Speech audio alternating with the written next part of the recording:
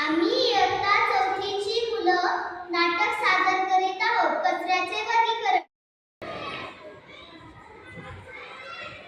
हो ताई, एकत्र कचरा मी घेणार नाही. ओला सुका कचरा वेगळा करून आला. तुम्हाला मी मागच सांगितलं आहे. एवढ्या वेळेस घे बाबा. कोठून आणू मी 2-2 डबे?